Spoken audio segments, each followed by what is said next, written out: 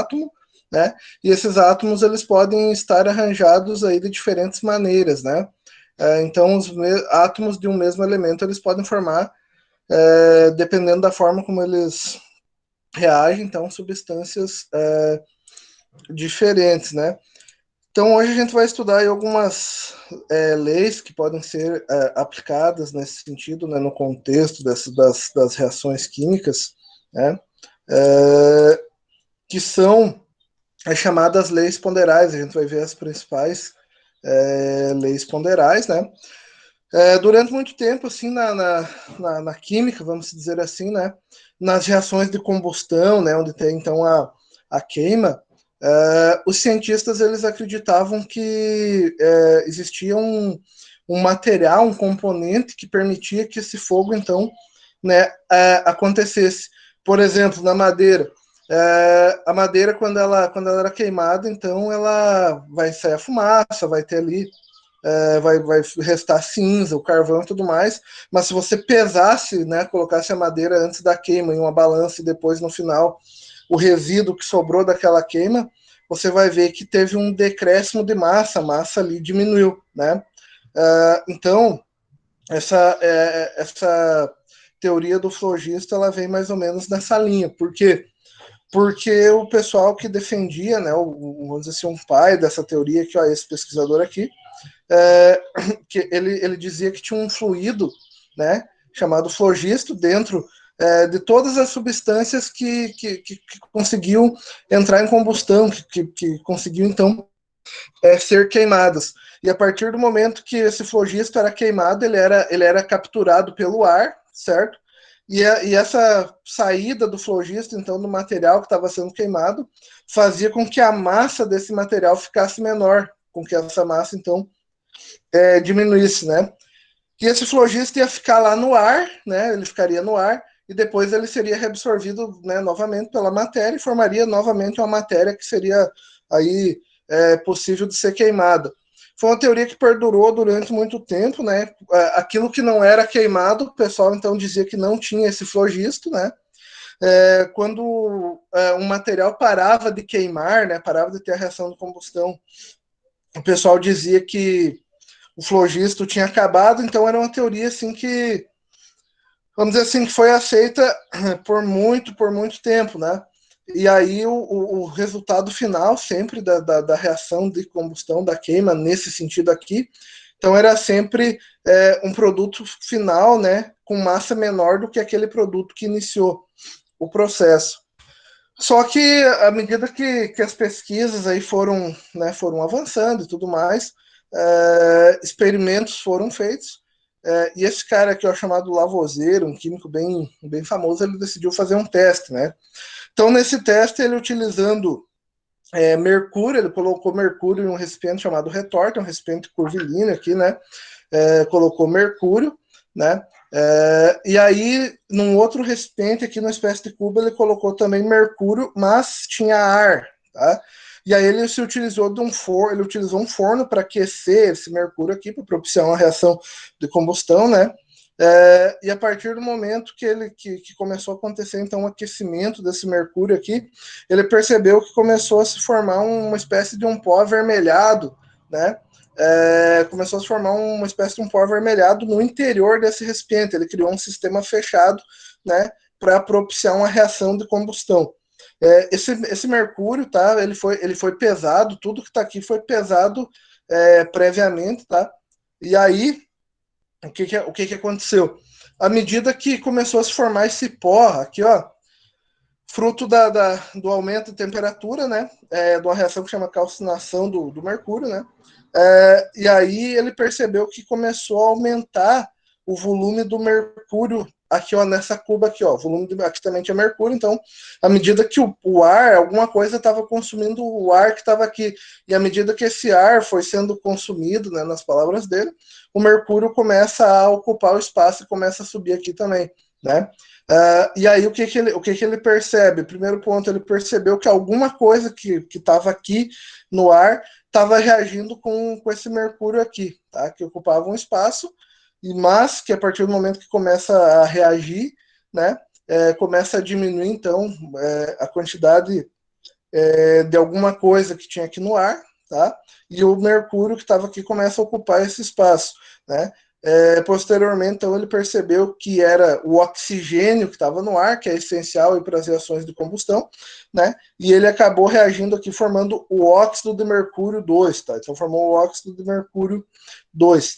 E desse experimento aqui, então, um experimento fechado, tá? Um experimento fechado, ele percebeu que a massa original, a massa daquilo que estava reagindo, não se tornou diferente nos produtos, tá? Então, disso nasce a famosa lei da conservação da massa, a lei de Lavoisier, que ela vai dizer o quê? A soma das massas dos reagentes em uma reação química é igual à soma das massas dos produtos. O que é isso aí, professor? Em outras palavras, tem uma frase bem famosa, né, do Lavoisier, que ele diz assim: na natureza nada se cria e nada se perde, tudo se transforma, tá?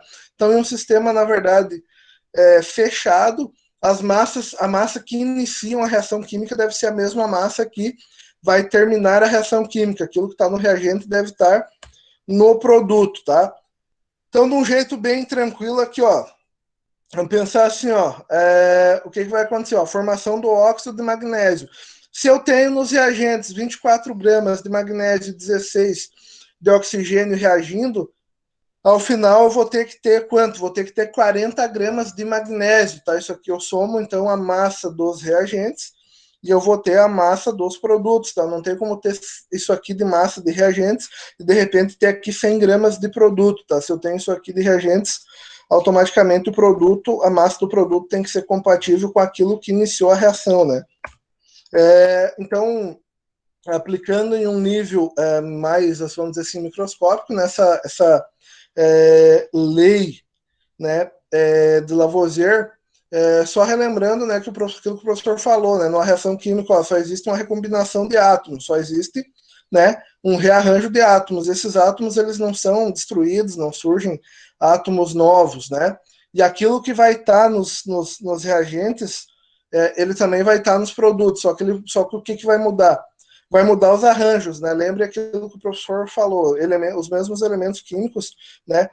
Eles podem formar substâncias aí diferentes dependendo da forma com que eles estão arranjados, né? Então, por exemplo, tenho aqui, ó, hidrogênio, tá? O gás hidrogênio. Eu vou ter aqui essas bolinhas aqui, cada uma está representando um átomo de hidrogênio. Então, vou ter 4 átomos de hidrogênio, vou ter 2 átomos de oxigênio, e quando eles reagem, eles vão formar 2 moléculas de água, né? 2H2O, 2 moléculas de água. Ó.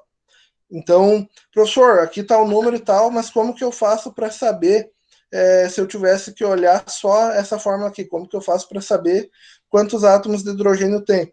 É simples, ó, eu multiplico esse número que está na frente aqui, ó, né, do símbolo do elemento, por esse número aqui.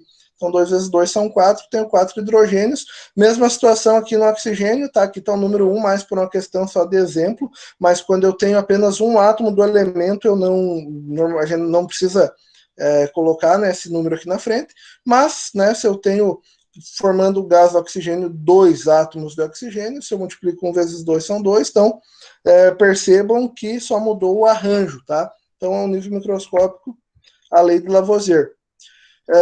Eu tenho ainda, tá, posteriormente, pesquisas aí continuaram sendo feitas, né?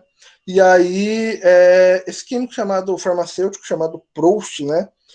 Ele acabou elaborando aí uma lei que se chama Lei das Proporções Definidas, né? Com base numa série de experimentos, ele começou a testar, onde ele começou a variar as concentrações, vamos dizer assim, dos reagentes, né? Para ver que tipo de produtos que ele conseguia obter, tá? Então, dessa lei de proporções definidas, ele disse o que nessa lei, tá? Ele falou assim, a proporção em massa das substâncias que reagem e que são produzidas numa reação é fixa, constante e invariável. Como assim, professor? O que é isso? Ó, olhando esse exemplo aqui, né? O que vai acontecer? Quando eu quero formar uma molécula de água, eu sempre vou precisar de 2 hidrogênios e de um oxigênio, tá? Isso aqui nunca muda, eu nunca vou formar uma molécula de água contendo, por exemplo, na mesma molécula, contendo 2 oxigênios e um hidrogênio, tá? Isso não acontece. Então existe essa proporção, né? sempre de 2 para 1, de 2 hidrogênios para 1 oxigênio, tá? 2 hidrogênios para 1 oxigênio. Por exemplo, se eu tivesse 4 hidrogênios, automaticamente eu precisaria, né, de 2 oxigênios. Então, isso é proporção, tá? Se eu quiser sempre aumentar a quantidade de produtos, automaticamente eu tenho que aumentar essa quantidade dos reagentes de uma maneira que é proporcional, não muda nunca, tá? Então, é basicamente essa aqui a lei de Proust aí, né? Dito isso para vocês, o professor não vai falar muito mais sobre essa parte, né, para não confundir. Tinha ainda uma questão matemática ali referente a a lei de Proust e tudo mais, com frações, mas eu não vou adentrar muito nessa parte para não confundir nesse primeiro momento. Então, o professor abre aí para perguntas, se alguém tiver alguma dúvida, pode ficar à vontade para fazer as perguntas aí.